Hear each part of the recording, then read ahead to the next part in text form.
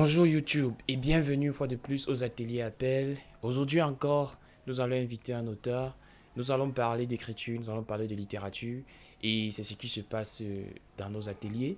Nous allons parler d'un auteur, Mama Armel. Nous allons parler de son livre, nous allons parler de tout ce qui comporte la vie d'auteur qu'il a. Nous allons parler de tout ce qui est son quotidien depuis qu'il est auteur. Vous serez surpris, il n'a que 14 ans. Alors, likez, abonnez-vous et partagez parce que ce qui va suivre sera très très édifiant. C'est parti.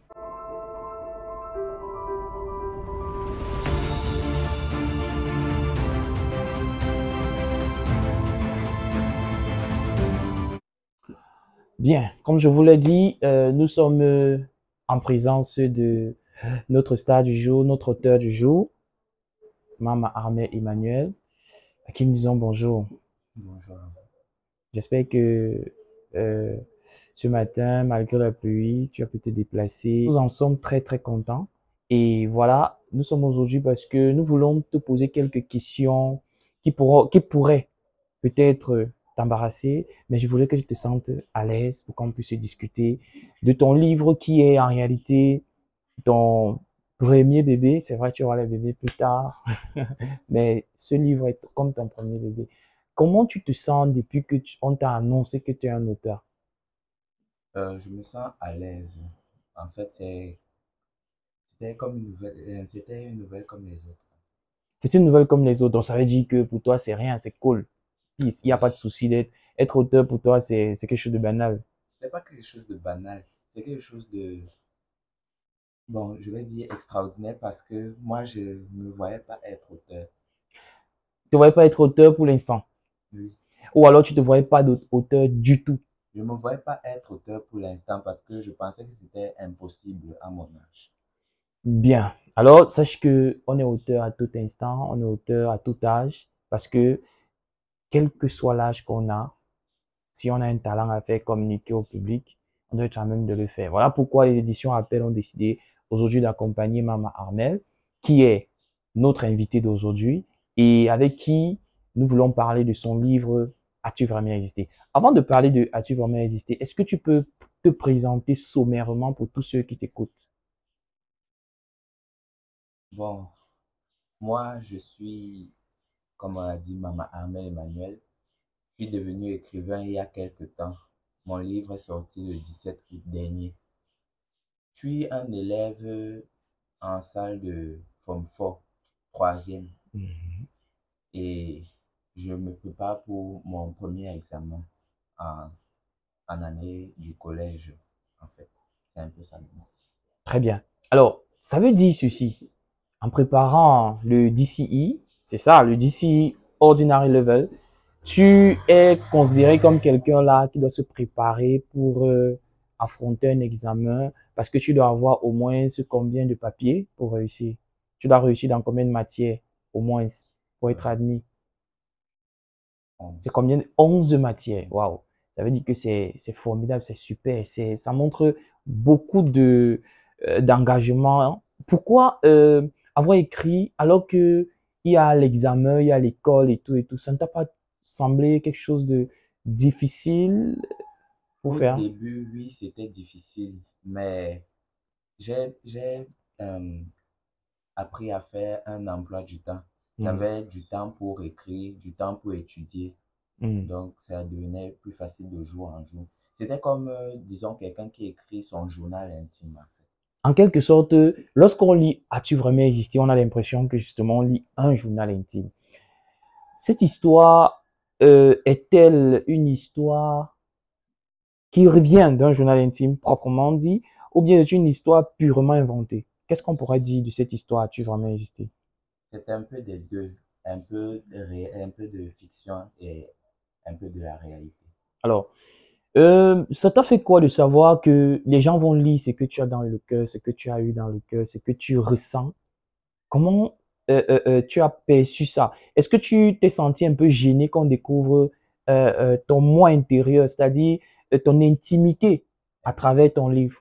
C'était exact. Au début, oui, c'était très gênant Hmm. parce que imaginant, et je m'imaginais en train voir des gens lire ce que je pourrais dire sur eux s'il y avait ceux qui se reconnaissaient dans mon livre. Parce que en, mes personnages, ils sont réels en fait, tous sont réels. Hmm, Leur caractère, leur milieu de vie, hmm. c'est ce que j'ai utilisé pour écrire ce récit. Quand tu dis tes personnages sont réels, ça veut dire que ce sont des personnes qu'on peut croiser en route, qui vivent exactement. Et ces personnes-là ne sont pas senties choquées d'apparaître dans une histoire purement fictive ou alors en partie fictive. Est-ce qu'ils se sont sentis choqués? Est-ce que ça les a gênés? Non, Est-ce qu'ils ont eu donné leur autorisation avant de figurer dans cette histoire? ils n'avaient même pas à le faire parce que eux-mêmes, eux-mêmes, c'était eux-mêmes qui donnaient leur nom pour les personnages. Ah, d'accord. Je vois que ces personnes-là donnaient leur nom pour qu'ils soient immortalisés à travers ton récit, à travers ton livre. Alors, est-ce que ce qui est décrit comme leur comportement dans le récit, c'est vraiment comme ça qu'ils se comportent dans la vraie vie? Un Ou peu. bien ça a été inventé totalement par l'auteur?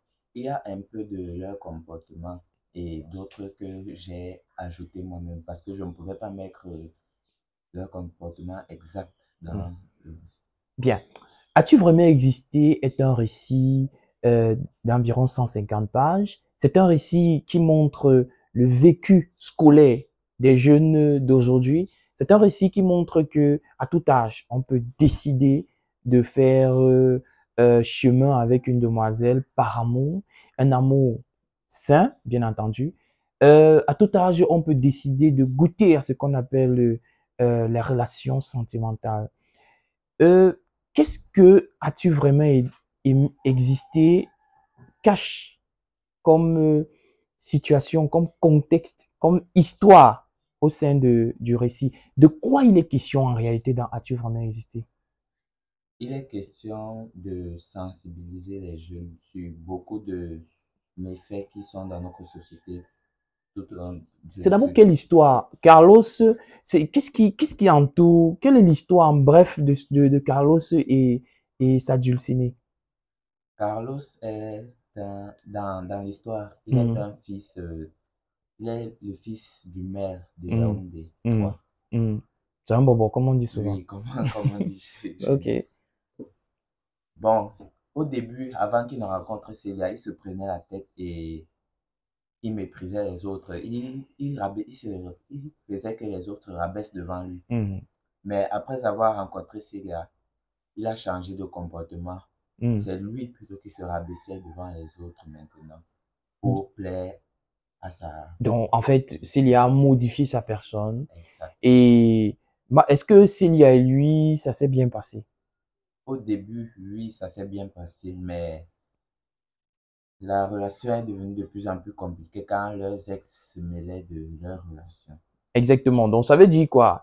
On a des ex qui surgissent pour dire que tu ne dois pas être avec X, tu ne dois pas être avec Y parce qu'il est comme ci, il est comme ça, la médisance et tout le reste. Est-ce que euh, faire cette médisance-là avec la personne qu'on considère, ça n'a pas impacté la relation entre Carlos et Celia? Au début, ça n'avait pas d'impact direct, Hmm. mais au fur et à mesure que Carlos voyait Precious dans le dos de Celia, s'était mis des idées dans la tête et elle a décidé de rompre avec lui. Très bien. As-tu vraiment existé est une histoire euh, où tu veux certainement passer un message particulier aux jeunes, non seulement de ton âge, mais à toute la population africaine qui pourrait être confrontée à une situation pareille. Quel est le message que tu veux mettre en avant? En fait, des messages, il y en a deux. Hmm, Le premier, qui est sûrement qui est le centre de cette histoire, sur l'amour. C'est vrai que c'est difficile d'échapper à ce sentiment, hmm. mais nous, en étant jeunes comme je le suis, nous devons faire en sorte de l'écarter pour un moment. Tu dis tu es jeune, tu as quel âge? 14 ans. 14 ans. C'est extraordinaire de sortir un livre à 14 ans. Je t'écoute. Je disais donc qu'à notre âge, nous devons essayer d'écarter ce sentiment, Hmm, l'amour, qui est l'amour, hmm, l'amour sentimental en fait. Parce que je ne peux pas dire écarter tout genre d'amour, hein. hmm.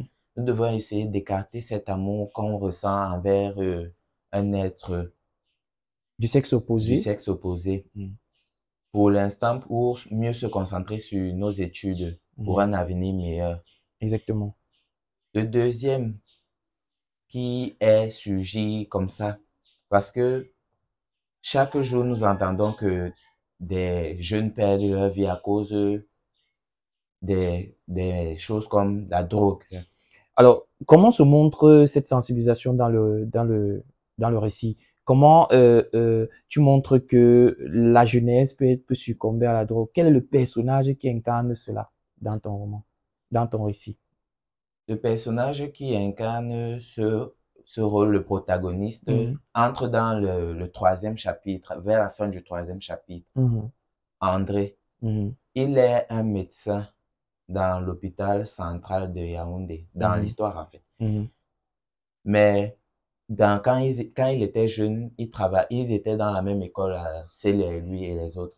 mhm, Il avait des sentiments pour Célia, mais en voyant que Célia avait d'autres sentiments pour Carlos, il est entré dans la drogue pour, comme ils disent, pour se soulager. mhm, Peu de temps après, cette drogue n'était plus pour se soulager car il était devenu addict.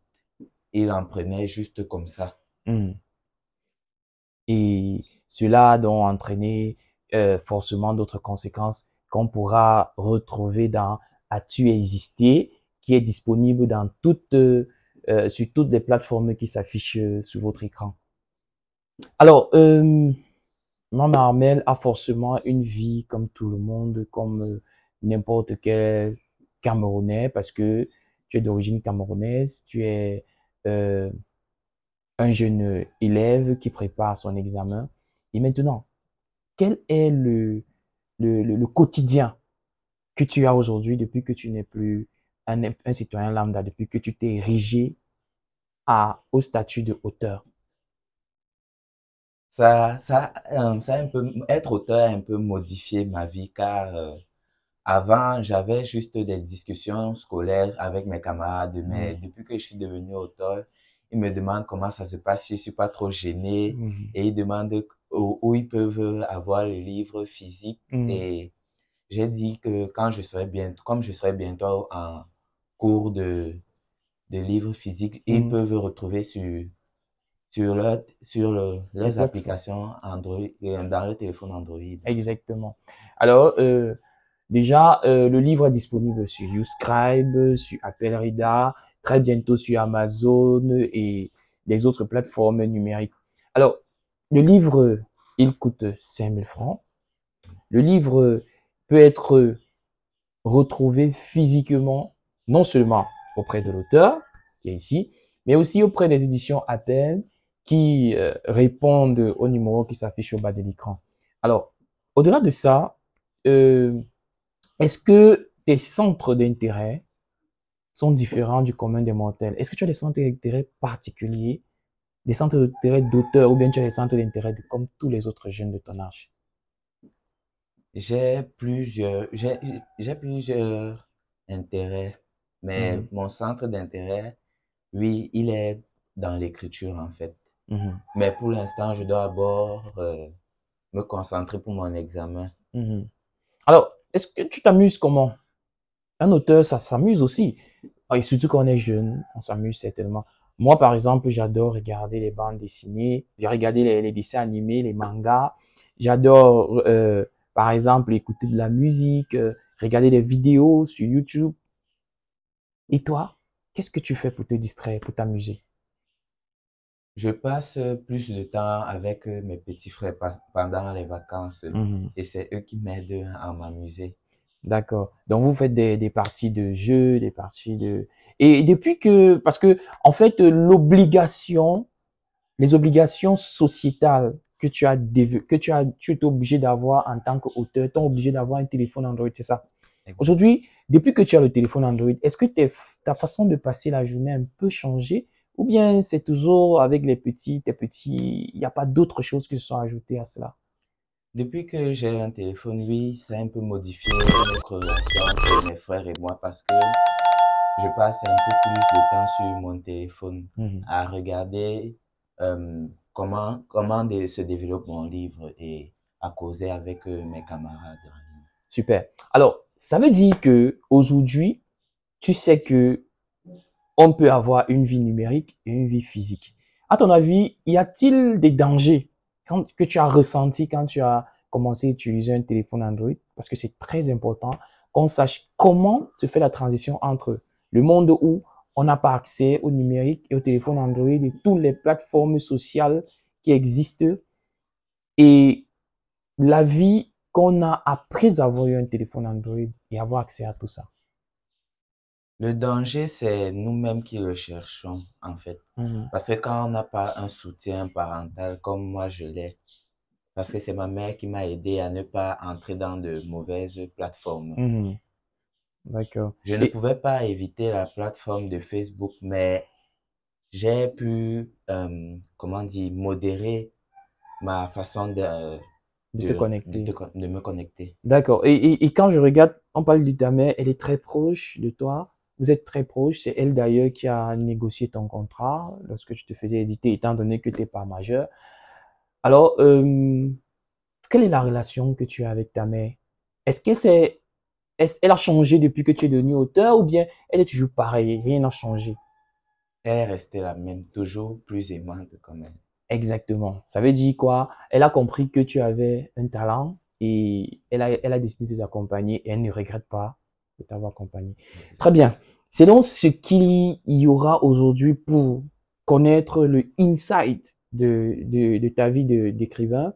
Nous espérons que très bientôt, tu pourras produire un nouvel ouvrage, un nouveau roman, une nouvelle, je sais pas trop, un essai.